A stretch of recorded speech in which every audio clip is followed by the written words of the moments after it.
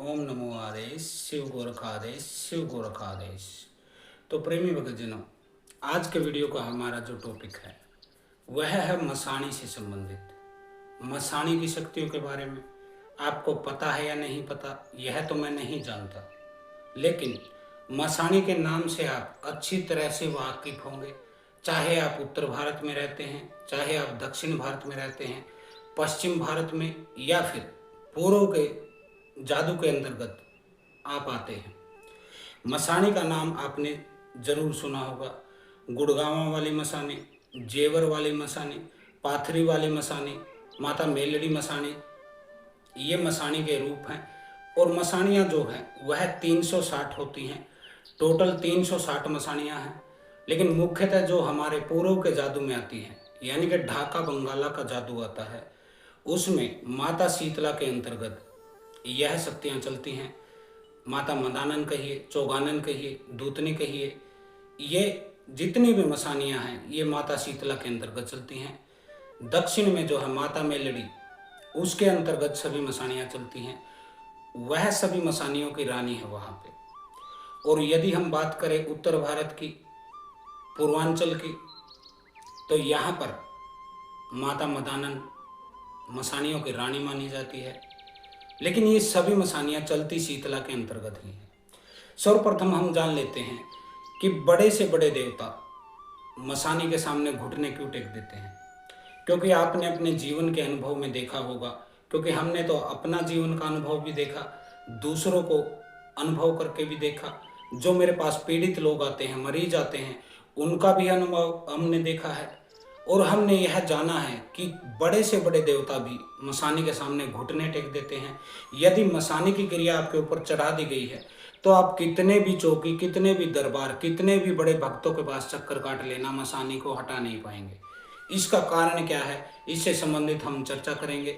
क्योंकि हमारे पास अनेक ऐसे लोग आते हैं, अनेक ऐसे सवाल आते हैं जो कहते हैं कि गुरुजी हम बालाजी गए, हम खाटू श्याम गए, बाबा मोहन राम के दरबार में गए, बागेश्वर धाम गए, हम कानपुर के धाम में गए, हम बड़े से बड़े धाम में गए, लेकिन क्रिया यह हटती नहीं है।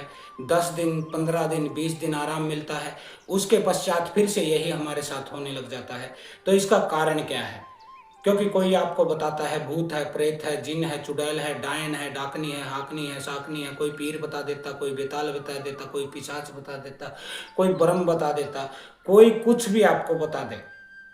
लेकिन ठोस बात मैं आपको बताता हूं जो रियलिटी है बेटा। देखिए, सबसे पहले हम मसाणे की शक्तियों को समझ लेते हैं, इससे आपको आगे समझने में आसानी रहेगी। मसाणी जो होती है वह चौक चौराहे की देवी होती है। जैसे आपके अक्षेत्र में कोई भी चौक है, चौरस्ता है, चौराहा, इसकी अक्षेत्र की यह देवी होती है। इस चौक पर इसका अधिकार होता है। अब हम जान लेते हैं इसको यह अधिकार मिला कैसे है। इसको अधिकार मिलने से संबंधित 2 कथाएं हैं। आपको जो रुचे, जो अच्छी लगे, वह आप इसमें से ठान सकते हैं, मान सकते हैं और समझ सकते हैं। क्योंकि देखिए, जितनी भी कथाएं हैं उनमें सुंदर शब्द होते हैं, लेकिन वो शब्द थोथे होते हैं, वह प्रतीकात्मक होते हैं। हो सकता है यह कहानियाँ हुई नहीं हो, यह बनी नहीं हो, क्योंकि इतिहास, विज्ञान इनकी मान्यता नहीं देता। लेकिन लोक जो भावना है, लोगों की जो समझ है, जैसे आपके पूर्वजों ने आपको बताया, उनके पूर्वजों ने उनको बताया, ऐसे सुनी सुनाई ये कहानियां हैं। इनको आप सत्य माने या मत माने, मैं कोई दबाव नहीं देता, न ही मैं कहता हूं कि सत्य है, न ही मैं कहता हूं कि झूठ है। लेकिन ये कथा इतनी सुंदर है, इनको सत्य होना ही चाहिए। तो अब हम जान लेते हैं यह अधिकार मसानी को मिला कैसे। देखिए, सर्वप्रथम तो भगवान शिव से यह अधिकार शुरू स्टार्ट हुआ है। शिव ने अपने गणराज्यों की स्थापना की, क्योंकि शिव के गण होते हैं। और उस समय, प्राचीन समय में गणराज्यों की स्थापना की गई। उसमें उन्होंने कई पद बनाए हैं भगवान शिव के अंतर्गत। जैसे माता शीतला का पद है अक्षेत्र की, उसके बाद मसाणी का पद है चौक चौराहे की, उसके बाद वीरों का पद है, जैसे कि लोक देवता आपके क्षेत्र में है, जैसे हमारे जाहरवीर गोगा जी हैं, जैसे कोई थान है, कोई पीर है, काली वीर हैं, नाहर सिंह वीर हैं, सोखा बाबा हैं, बड़े पुरख परिहार हैं, सैयद कमाल खान है, वीर बुला की मसान है। अलग अलग ये जो पद हैं यह वीर के रूप में माने जाते हैं। इसके बाद आती है डी है डी बाबा। डी बाबा को भी आप समझ सकते हैं, क्षेत्रपाल बोला जाता, स्थान देवता बोला जाता, अपना नगर खेड़ा बोला जाता है, ग्राम देवता बोला जाता है, भैरव बोला जाता है, भूमिया बोला जाता है। यह भी एक पद है जो कि शिव के गणराज्यों के अंतर्गत स्थापित हुआ है। काली हो गई, शायर हो गए, ये जितनी भी शक्तियां हैं ये शिव के अंतर्गत चलती हैं और इन सब शक्तियों को भगवान शिव का वरदान है। जैसे माता शीतला को वरदान है कि आपके अक्षेत्र में कोई भी शक्ति आपके इजाजत के बगैर घुस नहीं सकती है और घुस सकती भी नहीं है, क्योंकि शिव का वरदान है और शिव का वरदान अचूक है। वैसे ही क्षेत्रपाल को, मसाने को, डी को, शायर को, काली को और वीरों को यह पद बनाए गए हैं और यह पद आज तक कार्य कर रहे हैं। 10,000 साल पहले भगवान शिव रहे होंगे, 10,000 12,000 के आसपास रहे होंगे, जितना कि हम आइडिया लगा सकते हैं आज के ज़माने में। उनकी बातों से, ग्रंथों से, किसी भी तरह से हम आइडिया लगाते हैं 10,000 साल पहले। उसके बाद आज से 5,000 साल पहले भगवान श्री कृष्ण इस धरा पर आए। वह विष्णु के पूर्ण अवतार के रूप में आए। अब उनसे संबंधित यह दूसरी कथा है। इस कथा में हम जानने को मौका मिलेगा कि ये मसानी का मामला क्या है। तो जो गुड़गांवा वाली मसानी है उसके संबंधित मैं बता देता हूँ बेटा। गुड़गांवा में शीतला के नाम से धाम है, लेकिन वहाँ माता शीतला विराजमान नहीं है, वहाँ पर मसानी विराजमान है, माता शीतला की मसानी। और फिर उससे के नीचे एक और मसानी विराजमान है जिसको आप मदानन कह सकते हैं, और चौंक वाली माता यानी कि चौगानन कह सकते हैं। तो यह भगवान कृष्ण के समय से संबंधित कहानी है। इसमें बताया जाता है कि जब महाभारत का युद्ध हुआ, भगवान श्री कृष्ण ने पांडवों की मदद किया, कौरवों का नाश हो गया। उस युद्ध में जो गुरु द्रोणाचार्य थे, जो कि गुरुग्राम हरियाणा के गुड़गांव के रहने वाले थे, जिन्होंने कौरवों को भी और पांडवों को भी धनुष विद्या का ज्ञान सिखाया, उनको युद्ध लड़ने का ज्ञान सिखाया, युद्ध कला में निपुण बनाया। तो गुरु द्रोणाचार्य उन सभी के गुरु थे, कौरवों के भी और पांडवों को भी।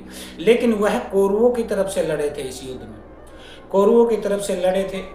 तो क्या हुआ था, उनको खत्म करने के लिए, मारने के लिए भगवान श्री कृष्ण ने एक जाल फैलाया था, जिसके अंतर्गत एक हाथी जिसका नाम अवस्थामा था, उसको भीम ने अपने गदा के प्रहार से मार डाला।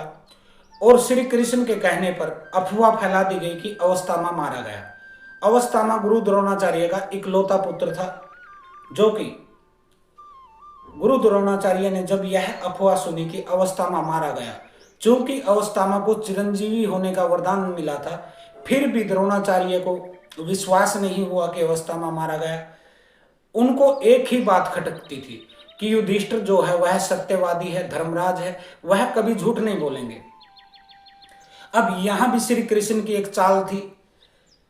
युधिष्ठिर के पास द्रोणाचार्य पहुंचे और कहा, बता युधिष्ठिर, अवस्थामा मरा या क्या नहीं मरा, आप बताइए। युधिष्ठिर को श्री कृष्ण ने समझा रखा था, लेकिन युधिष्ठिर सत्य के पक्के थे। उन्होंने कहा अवस्थामा मर गया, लेकिन नर नहीं कुंजर। यानी कि हिंदी में इसका अनुवाद मैं कर देता हूं। उन्होंने कहा कि अवस्थामा जरूर मरा है, लेकिन नर यानी कि मनुष्य नहीं, कुंजर यानी कि हाथी, क्योंकि उस हाथी का भी नाम अवस्थामा था। तो युधिष्ठिर ने सत्य वचन का पालन किया और कहा अवस्थामा मर गया, लेकिन नर नहीं कुंजर। जैसे ही उन्होंने कहा अवस्थामा मर गया, द्रोणाचार्य ने सुन लिया। लेकिन जब उन्होंने बोला कि नर नहीं कुंजर, उसी समय कृष्ण के इशारे पर ढोल, शंख और नगाड़े बजा दिए गए, जिसके कारण पिछला वाक्य यानी कि नर नहीं कुंजर यह द्रोणाचार्य के कान तक नहीं पहुंच पाया। और उन्होंने मान लिया कि जब युधिष्ठिर कह रहा है कि अवस्थामा मर गया है, तो इसका मतलब है मेरा बेटा मर चुका है। अब उन्होंने अपना धनुष बाण फेंक दिया, रथ से उतर गए और बैठ गए ऐसे कि बेटा मर गया, अब मैं भी जी के क्या करूंगा। उस समय अर्जुन ने श्री कृष्ण के कहने पर धनुष चला चला के उनको मार डाला। तो यह सारा मामला था। अब महाभारत का युद्ध खत्म हो जाता है और पांडवों को इंद्रप्रस्थ में उनका राज्य अभिषेक किया जाता है। भगवान श्री कृष्ण उसमें आमंत्रित थे ही, क्योंकि वह जीत के मुख्य नायक थे। भले ही उन्होंने हथियार नहीं उठाया, लेकिन उनकी खोपड़ी ने बहुत काम किया इस युद्ध में, दिमाग ने, उनकी नीतियों ने बहुत काम किया। अब वह इंद्रप्रस्थ आमंत्रित किए गए और इंद्रप्रस्थ जो है आज के वर्तमान जहां पर दिल्ली है, वहां पे इंद्रप्रस्थ होता था 5000 साल पहले, यानी कि द्वापर युग में। उस समय गुरुग्राम में निवास स्थान था गुरु द्रोणाचार्य का। तो श्री कृष्ण जब इंद्रप्रस्थ आए, पांडवों के स्थान पर आए, उनके जलसे में आए, उनका जो समारोह था, प्रोग्राम था, राज्याभिषेक था, उन्होंने जीत का जश्न मनाया था, उस समय श्री कृष्ण वहां पहुंचे तो गुरु द्रोणाचार्य की पत्नी, उन्होंने श्री कृष्ण को पकड़ लिया और कहा, हे कान्हा, हमारी क्या गलती थी? गुरु द्रोणाचार्य को आपने धोखे से मरवा दिया, झूठी अफवाह फैलवा के मरवा दिया। हमारी क्या गलती थी? किस वजह से यह हमारे साथ आपने किया है? अब यह बात श्री कृष्ण ने किया ही था भाई, उन्होंने तो सब छल किया था, छलिया तो थे ही श्री कृष्ण। अब इस मामले को शांत करने के लिए पहले देवता वरदान दे के शांत कर देते थे चीजों को। आजकल तो मुआवजा दे दिया जाता है, भाई तेरा कोई मेंबर मर गया 2 लाख 5 लाख रुपए मुआवजा दे देते हैं, घायल को 50,000 रुपए और डॉक्टरी इलाज की सुविधा। तो उस समय वरदान का समय था, शक्ति का समय था। श्री कृष्ण ने उन्हें वरदान दिया, क्योंकि गुरु द्रोणाचार्य की जो पत्नी थी वह माता शीतला की कट्टर भगत थी, बहुत बड़ी भगत थी। तो श्री कृष्ण के वरदान से वह गुड़गांव में उनकी मसाणी के रूप में स्थापित हो गई। यह पहली कथा है। तो गुड़गांव वाली मसाणी जो है उसके संबंध में यह कथा प्रचलित है। आपने सुनी हो या नहीं सुनी, मुझे कोई लेना देना नहीं है। हमें जो पता है, हमारे भीतर जो ज्ञान है, उसके अनुसार हम आपको बता रहे हैं। दूसरी बात, अब श्री कृष्ण ने गुरु द्रोणाचार्य की पत्नी को तो वरदान देके शांत कर दिया, वह तो अब मसानी बन के बैठ गई गुड़गांव में। अब श्री कृष्ण जैसे ही वापसी के लिए आगे बढ़ते हैं तो एक अन्य स्त्री ने उनको पकड़ लिया। और वह स्त्री कौन थी? उस समय में शूद्र कहा जाता था। 4 ही वर्ण होते थे, ब्राह्मण, क्षत्रिय, वैश्य और शूद्र। तो वह शूद्र वर्ण की स्त्री थी। उन्होंने पकड़ लिया श्री कृष्ण को और कहा, आपने द्रोणाचार्य के साथ छल किया, तो उनकी पत्नी ने आपको पकड़ लिया, आपने उनको वरदान दे दिया मसानी बन के बैठने का। ठीक है भाई, हो गया मामला, निपट गया। लेकिन गुरु द्रोणाचार्य ने मेरे बेटे के साथ छल किया था, उसके लिए हमारे को क्या मिलेगा? हम तो वैसे ही शूद्र वर्ण के हैं, हमें तो नीच घोषित कर रखा है। हम न मंदिरों में घुस सकते हैं, न देवताओं की पूजा कर सकते हैं, न संपत्ति रख सकते हैं, न अपना घर बना सकते हैं, क्योंकि शूद्र को यह धर्म अधिकार नहीं देता है। तो श्री कृष्ण ने उनको भी वरदान के अंतर्गत मसाणी के रूप में स्थापित कर दिया गुड़गांव में ही। आप माता शीतला के मंदिर के पीछे जाएंगे घूम के, तो वहां पर आपको मिलेगी। तो यह कथा प्रचलित है। सत्य कितना है या सत्य नहीं है, मुझे इससे कोई लेना देना नहीं। तथ्य उससे मैं बात करता ही नहीं हूं, क्योंकि भक्ति तथ्यों से नहीं चलती है, भक्ति विश्वास से चलती है, श्रद्धा से चलती है और गूढ़ रहस्य से चलती है। तो यह इसकी कथा थी। अब यह दूसरी स्त्री कौन थी, इससे संबंधित आप जानना चाहेंगे। तो यह जो स्त्री थी, यह एकलव्य की मां थी। एकलव्य की स्टोरी आपने महाभारत में देखी होगी, पढ़ी होगी, सुनी होगी।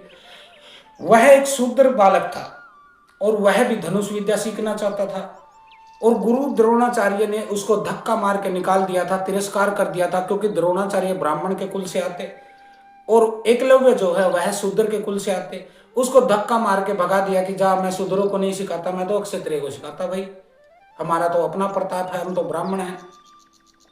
ऐसे था। अब उस एकलव्य नामक जो लड़का था, शूद्र का लड़का था, वह जंगल में गया। उसने एक मूर्ति बनाई द्रोणाचार्य की, क्योंकि उसने अपने मन से उनको गुरु मान लिया था। बेशक गुरु ने उनको लात मार के निकाल दिया नीची जाति का होने के कारण, लेकिन उसके मन में उनका गुरु भाव था। उसने उनका मूर्ति बनाया और वहीं जंगल में अभ्यास करने लगा। और वह इतना बड़ा धनुषधर बन गया कि अर्जुन से भी बड़ा धनुषधर था वह।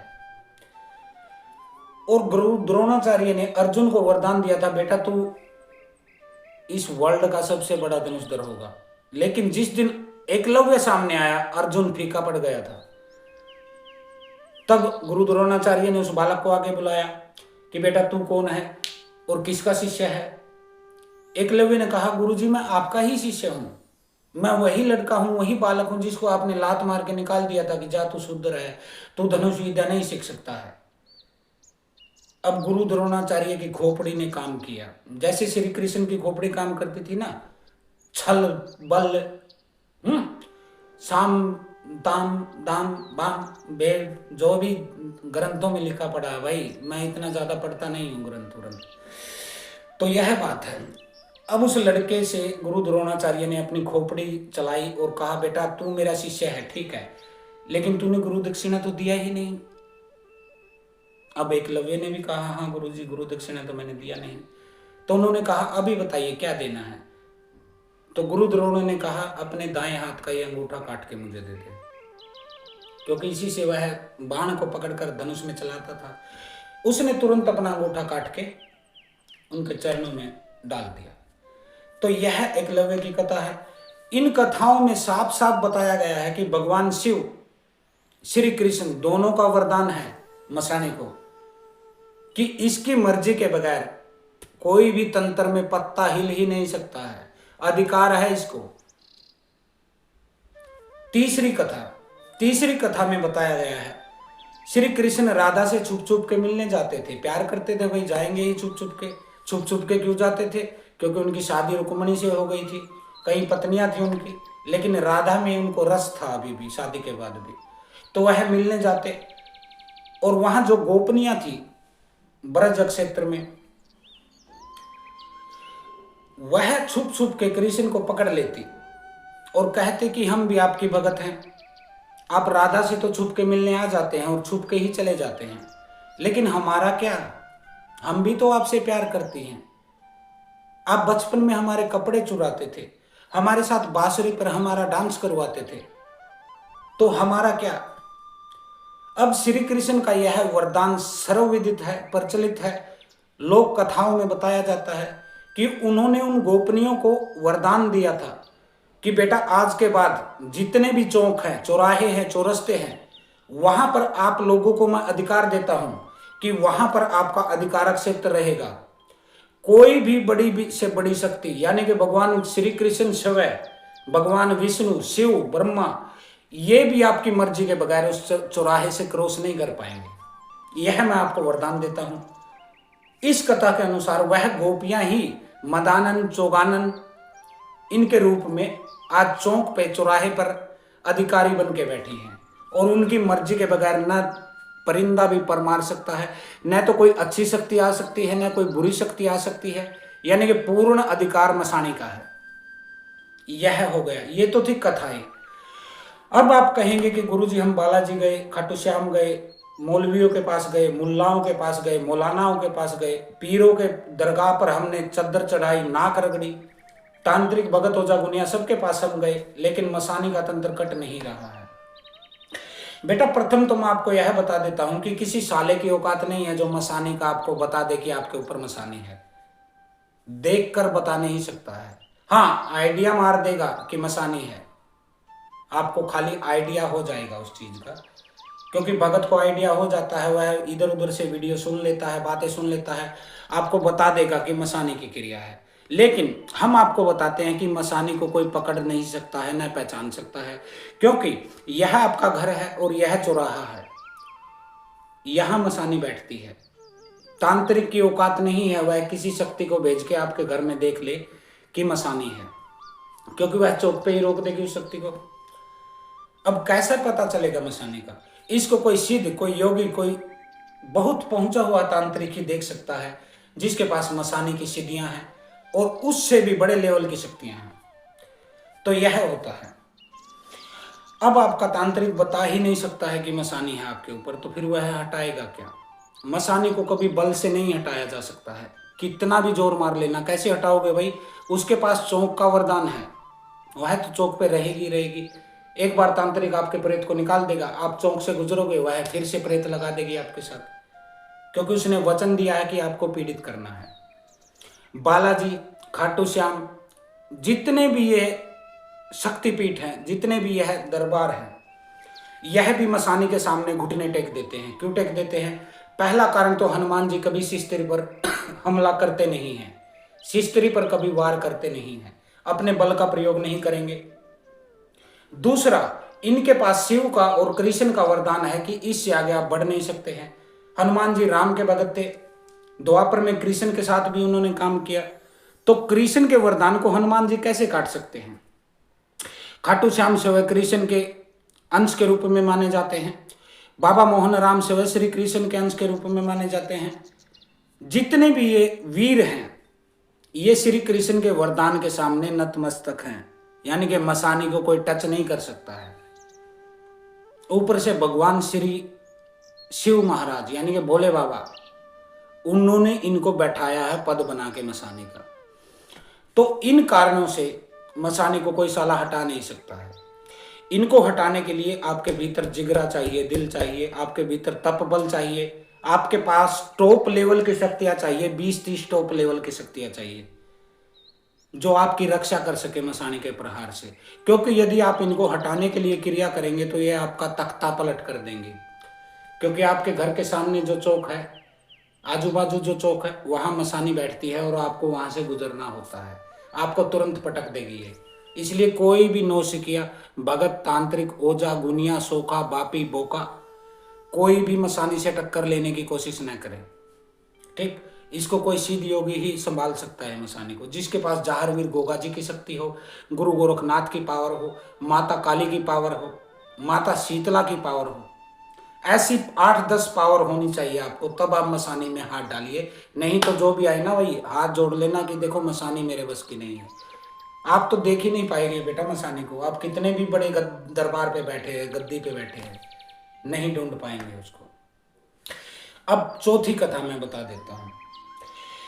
भारत में इस्लाम का उदय हुआ, मुस्लिम आक्रमणकारियों ने भारत पर कब्जा किया, हजारों साल तक राज किया।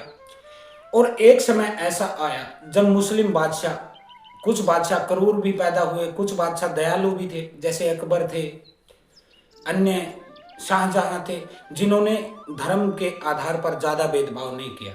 लेकिन कुछ बादशाह औरंगजेब जैसे भी पैदा हुए, दुष्ट प्रवृत्ति के थे, जो दूसरे धर्मों को दबाना चाहते थे।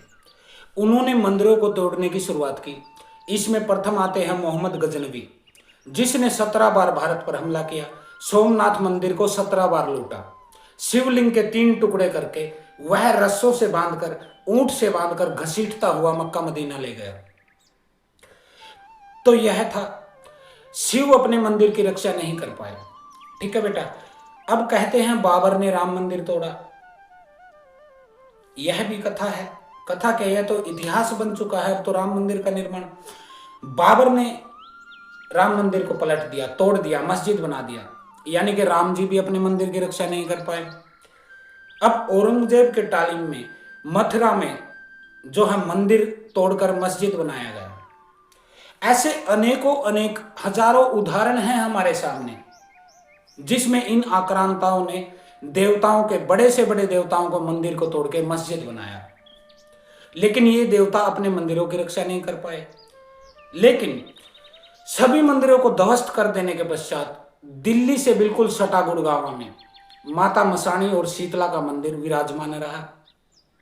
थोड़ा दूरी पर चाहिए आप 100-150 किलोमीटर, माता दूतनी का मंदिर है हरियाणा के पाथरी गांव में, वह ऐसा कैसा रहा। जेवर है, जेवर का आपको पता है, गाजियाबाद नोएडा के आसपास कहीं पड़ता है, जेवर वाली मसानी, उसके मंदिर को छू नहीं पाए। मेलड़ी मसानी को मुस्लिम तंत्र टच नहीं कर पाया। क्यों? जिस समय इन्होंने ऑर्डर दिया कि मसानियों के मंदिर को तोड़ा जाए, उस समय माता मसानी, इसमें मदानन आ जाती हैं, दूतनी आ जाती हैं, जेवर वाली मसानी आ जाती हैं, चौगानन आ जाती है, माता मेलड़ी मसानी आ जाती है। इन्होंने क्या रूल निकाला था अपने भक्तों को कि आप मुझे सूअर का भोग देंगे, सूअर का भोग, और तब से इन मंदिरों में सूअर काटा जाने लगा। उसका कारण क्या था? इस्लाम में सूअर को हराम बताया गया है, उसको छूना भी पाप का विषय बताया गया है। सूअर के दर्शन करना भी मुसलमानों के लिए नरक का अनुभव है। ऐसे समय में मसाणियों ने जब यह अपने भक्तों से, अपने शिष्यों से, जो उनके पुजारी थे, उनको बोला कि यहां सूअर का भोग देना शुरू कीजिए, उस दिन के बाद किसी भी मुस्लिम शासक की, किसी भी मुस्लिम सेनापति की, किसी भी मुस्लिम सेनापति की, सैनिक की हिम्मत नहीं हुई कि वह मसानी के मंदिर को तोड़ सके। तो मसानी जो है सूअर चढ़ता है इनके, आप कभी गुड़गांव जाएंगे, पीछे मसानी मंदिर में सूअर चढ़ता है। दूतनी के यहाँ जाएंगे सूअर चढ़ता है, जेवर वाली के जाएंगे सूअर चढ़ता है, मेलडी के जाएंगे सूअर चढ़ता है। ठीक है बेटा, सूअर का कलेजी भी चढ़ता है। तो यह परंपरा कैसे शुरुआत हुई? यानी कि शिव अपने मंदिर की रक्षा नहीं कर पाए, राम मंदिर की रक्षा नहीं कर पाए, कृष्ण अपने मंदिर की रक्षा नहीं कर पाए, लेकिन मसाणियों ने अपने धाम की, मंदिर की सुरक्षा की है, अपनी बुद्धि से की हो। चाहे कोई भी तिड़कम लगाया हो, भाई उसमें क्या लेना देना है, नीति नीति होती है। अब कई लोग कह देते हैं गुरुजी हमारे ऊपर मुस्लिम तंत्र किया गया है जो हट नहीं रहा है, कोई जिन है, कोई खबीज है, कोई पीर चढ़ा दिया गया है। ऐसे लोगों को बेटा माता मसाणी की शरण में जाना चाहिए। आसू मेहतरानी, माता मदानन, जेवर वाली मसानी, माता दूतनी, माता मेलड़ी, ये मसानियां ऐसी हैं बेटा, यह हर प्रकार के मुस्लिम तंत्र को ध्वस्त कर देती हैं, नेस्त नाबूद कर देती हैं, उसका नाश कर देती हैं। क्योंकि जब जीते हुए बादशाह भी इनके मंदिर को छू नहीं पाए उस समय, तो आज ये भूत प्रेत, मुस्लिम भूत प्रेत मसानी के सामने कैसे ठहर पाएंगे? थोड़ा सा दिमाग खुद का यूज करेंगे ना, आपको सब कुछ समझ में आ जाएगा। क्योंकि तंत्र इतना आसान है, इतना आसान है, इसको सामान्य आदमी भी कर सकता है। लेकिन आप जिनके पास जाते हैं, भक्तों के पास, वह आपको मूर्ख बना के घुमा देते हैं, इसलिए आप कुछ कर नहीं पा रहे हैं जीवन में। तो यह मसानी की कथा थी। आज के लिए इतना ही। हर हर महादेव, ओम काली, आदेश गुरु गोरखनाथ, सिद्ध योगी सिद्ध योगी सिद्ध योगी गुरु गोरखनाथ, आदेश। ऐसी ही ज्ञानवर्धक वीडियो के लिए हमारे चैनल को सब्सक्राइब जरूर करें।